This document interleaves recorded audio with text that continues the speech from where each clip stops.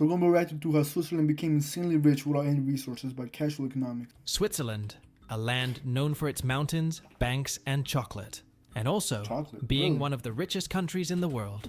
But it really shouldn't be. Switzerland is a landlocked country with no natural resources, no unifying language, and borders that make no geographical sense. And for centuries it was surrounded by powerful empires looking to conquer it. This is the story of how Switzerland defied the odds to become one of the richest countries in the world when it really should not exist. It all began 700 years ago in 1291. Three men met peacefully in a meadow to form an alliance. They made a promise to help each other through good times and bad. A bit unusual for the time, there was no bloodshed, beheadings, or attacks. This alliance would become known as the birth of Switzerland. 24 years later, in 1315, this Swiss alliance would fight its first major battle together in the Battle of Morgarten. Taking on the well-equipped and trained Austrian army that was invading the Swiss territory of Schwyz, this was really a David and Goliath battle. Many Swiss farmers had never fought before, and the Swiss had no real chance. As the story goes, the Schwyz people were warned by their neighbors of the Austrians' coming invasion, and quickly sent their men with the support of 600 other men from the other two factions of the alliance to head to Sattel and try to intercept the enemy. There, along a small path in between two lakes, the Swiss people set a roadblock and prepared to ambush the Austrian army. This battle saw 1,500 Austrians killed in an ambush by the Swiss alliance put together by a militia of herdsmen and farmers. Unfamiliar with the customs between knights, the Swiss Confederates continued attacking the retreating troops, with some even choosing to jump in the lake rather than face the brutality of the Swiss. It was a resounding victory for the Swiss Confederation and led to a steady expansion of the Swiss alliance. The city of Lucerne deciding to join the alliance, and soon after, Zurich joined. The Swiss Confederation was growing into a sizable amount of territory. For the next few centuries, these Swiss cities were bound together by alliances just like many Italian city-states.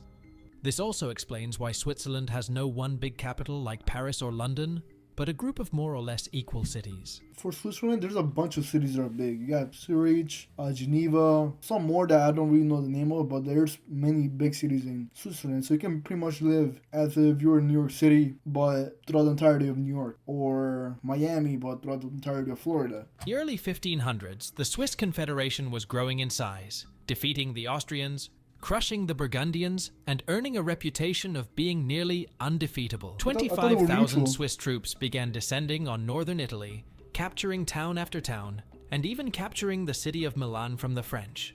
Milan? They looked unstoppable. However, things would soon take a sudden turn. In 1515, the French hit back, battling the Swiss in Marignano, a small village in northern Italy.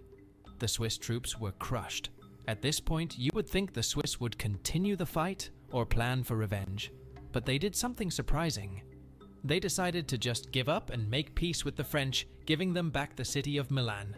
They didn't know it at the time, but this loss to the French and end to the fighting marked the beginning of Swiss neutrality as we know it today.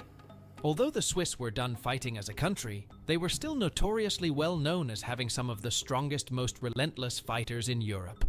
And this is when the Switzerland Confederation saw a huge opportunity.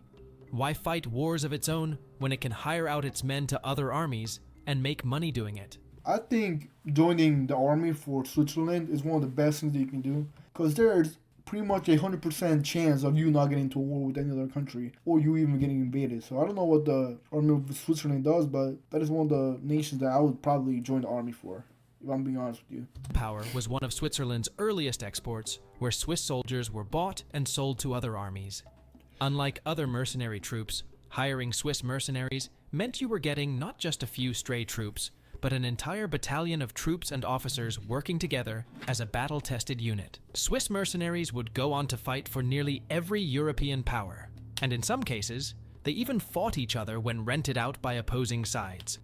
Swiss mercenary armies were eventually abolished in the mid-19th century, except for the Pope's Swiss Guard, which continues to live on today. So they look so goofy. Switzerland would keep its neutrality in most conflicts up until Napoleon and the French invaded in 1798 and wiped out the old confederation of 13 mini-states. Up until this point, Switzerland has been surrounded by more powerful countries for hundreds of years and only conquered once. Cut off by the mountains, Switzerland had been like an island for most of history, not having to deal with ongoing wars in Europe or new empires rising to power. This all changed with Napoleon.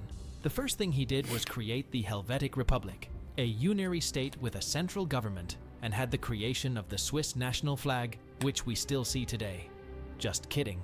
This experiment didn't last long, collapsing after 5 years and having Napoleon turn it back into a new and improved version of the old Confederation.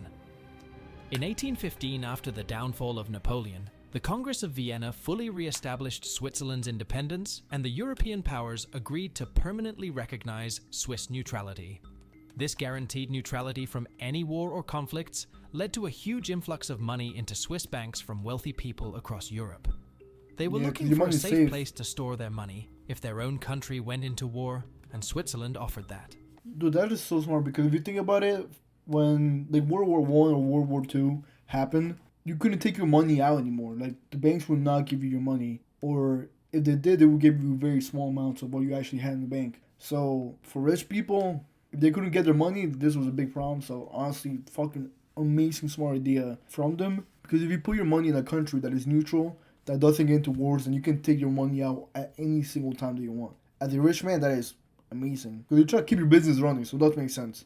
A major benefit was that 100 years earlier, Switzerland had created a bank secrecy law, making it illegal to disclose any personal information of anyone using a Swiss bank account. Really? While the rest of Europe was busy carving out their empires with colonization and fighting conflicts, Switzerland was focused on using neutrality to offer protections to the wealthy and grow its arms in industry and banking. The Swiss also made many powerful economic moves. They abolished internal tariffs, created a single currency, and gave citizens the freedom to move to any part of the country, all of which would happen a century later in the rest of Europe. Switzerland was ahead of their times. Before the Swiss franc, the money market was a mess in Switzerland. With over 860 different types of coins being in circulation, creating a single currency helped connect the country. At this time, General Dufour realized there was a lack of national cohesion under the Swiss army and the need for a unifying flag. This led to the Swiss flag we know of today, which was designed to be square like past cantonal flags before it. Switzerland is only one of 2 countries with a square flag, with the other being Vatican City, protected by the Swiss Guard. Coincidence? I think not. After a small civil war, the Switzerland Federation was founded in 1848. Unlike any other country, Switzerland used a system known as direct democracy, where the people would vote directly on policies instead of being voted by elected officials. This system has 2 effects. The first is that Swiss taxes are much lower compared to other countries because the public get to review and vote on whether a government expenditure gets approved. The second effect is that any large public policy decisions take much longer to get put into law, needing to win the approval of the public through a referendum. For instance, women wouldn't get the right to vote until 1971, much later compared to other countries. This system of direct democracy works in Switzerland's favor, as it has helped ensure the political stability needed to support banking secrecy. Another way Swiss banking makes sense is that the Swiss Alps provide a natural environment for creating hidden underground vaults to store gold, diamonds, and other precious assets for the rich. In the 1910s, with the start of World War I, Swiss bankers traveled to France to advertise Swiss banking secrecy. Switzerland offered numbered bank accounts, where the person's name was replaced with a multi-digit number, known only to the client, and select private banks. As many European powers increased taxes to finance the war effort, Switzerland saw a rapid influx of money from wealthy Europeans aiming to shelter their money. And since Switzerland was split into regions that spoke different languages, the French could bank in Geneva, the Germans in Zurich, and the Italians in Lugano. Moving into World War II, Switzerland stayed neutral, but in many ways, its economy served the Axis powers, storing gold that Germany had stolen, and lending money to both Germany and Italy to support their aggressive military campaign. Oh shit, I didn't know that. The Swiss bank UBS even maintained an account for Hitler, estimated at 1.1 billion Reichsmark. At the same time, Swiss banks also maintained accounts for hundreds of German Jewish business people and households looking for a safe storage place from the Axis powers. Because of this, in 1934, Switzerland decided to further boost their enforcement of banking secrecy by making it a federal offense to violate any banking secrecy rules. In 1940, when Germany created plans for an invasion of Switzerland, Swiss banks began transporting Jewish assets to underground military bunkers in the mountains for protection. If faced with a German invasion, which many people thought was inevitable, the Swiss would be able to retreat into the mountains and fight prolonged guerrilla warfare.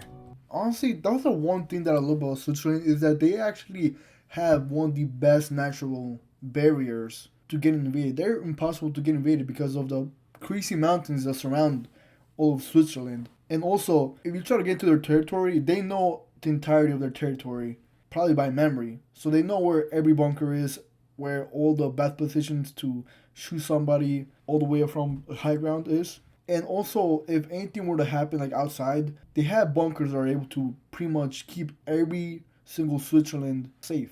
So that's one of the best things about it too. However, given Switzerland lacked any natural resources and would be extremely difficult to invade with the mountainous terrain, Germany ultimately decided not to, and the invasion never happened. Switzerland would continue its diplomatic neutrality until the end of the war. As strange as it sounds, Switzerland tends to shine best when other countries go to war. Wealthy people flee to Switzerland for safety, or choose to move their assets there to avoid being heavily taxed when war efforts ramp up. Having not been involved in either world wars, Switzerland's cities had benefited greatly from not being destroyed compared to the rest of Europe. It became clear to the rest of the world that Switzerland could be a lifeboat to shelter in a storm. After World War II, it was discovered that the Axis powers assets had used Switzerland to store many stolen assets during the wars. There were many calls for the removal of bank secrecy by the UK and France, which were unsuccessful. During the 20th century, there would also be the Formation United Nations, a global organization aimed at bringing countries together to solve conflicts and prevent another world war from happening. Bringing countries together for peace and resolution. The EU also formed in 1993 to bring economic and political unification across Europe. You would think Switzerland would be all for this and join both right away, right? Wrong. Nah. If there's one thing that the Swiss hate, it's being controlled or needing approval from outside parties. This is why Switzerland chose not to join the EU and didn't join the UN until 2002, even though it was headquartered in Geneva, Switzerland. Banking has continued to be a dominant industry in Switzerland, with total banking assets amounting to over $3 trillion, more than the Swiss GDP. Swiss banks currently manage $2.4 trillion worth of assets, more than any other country in the world, with most of the wealth originating from France, Germany, and Saudi Arabia. While Switzerland has some measures in place to ensure the legitimacy of how the assets were earned, there has still been a fair number of controversies. One of the reasons the world's rich prefer Swiss banks is their reputation for being guarantors of stability. In comparison, British and American banks have shifted to be more focused on making money and taking risk than keeping their customers' funds stable. While this helps bring more wealth to the bankers and the economy, it can lead to bank runs and other meltdowns. This is why billionaires choose to bank in Switzerland, even when Swiss banks have negative interest rates, where you have to pay interest on your money to keep it stored in a Swiss bank account.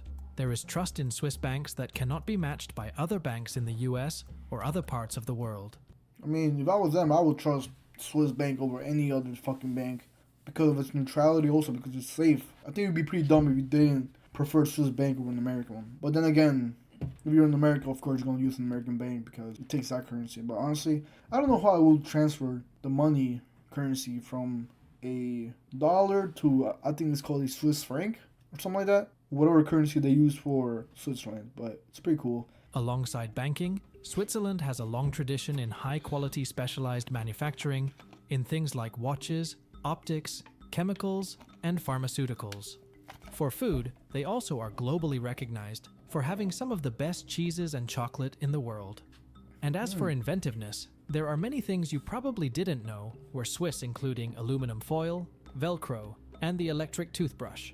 Switzerland also has an integrated network of trains helping to drive the Swiss economy by transporting tourists to the mountains, commuters into the cities, and cargo across Europe. These Swiss trains live up to a reputation of being clean, comfortable, expensive, and almost always on time. In modern days, Switzerland has one of the highest qualities of living, a low crime rate, low unemployment, and attracts over 4 million tourists each year with its natural beauty. Where many great empires and republics have risen and fallen, Switzerland has survived against all odds. With limited natural resources, Switzerland has used its innovativeness, neutrality, and trust to rise into one of Europe's most wealthy nations. Switzerland can be both a beautiful retreat from the outside world and a lifeboat to shelter in a storm. Every year, a national survey asks Swiss people what they associate with their country. And every year the same two responses come up the most: peace and neutrality. Both of these reasons help explain how Switzerland grew into a banking powerhouse and one of the richest countries in the world. Dude, I find it kind of nice that they have all these things that rose their economy, but one thing that I was sad about when I found out is that they're also not part of the European Union. And for some people that you guys don't know, if you're part of any European country, let's say that you're in Spain or you're in Portugal or France or any of those countries, you could pretty much move to any other country that you would like to and casually work there without a permit. Let's say that you're in Germany and you want to work in Spain, you can just move to Spain without having to deal with immigration or stuff like that, or being able to work legally in that country. No, you're able to just move because the European Union countries don't need a permit to work to any other nation as long as you're in the European Union. But Switzerland is not part of that, so getting into Switzerland as a citizen is very, very hard. But yeah, honestly, besides that, I made some video and it's kind of cool.